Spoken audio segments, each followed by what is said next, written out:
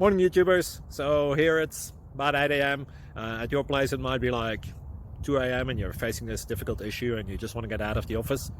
What are you doing in the office at 2 a.m.?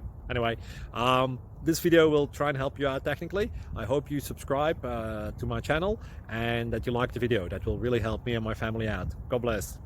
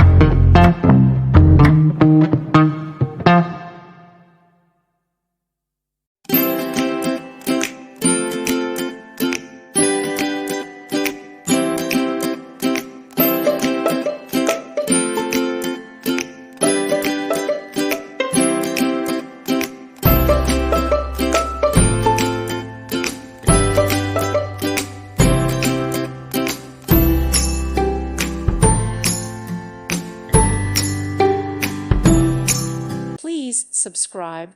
Thank you. Thank you for watching. May God bless you and keep you.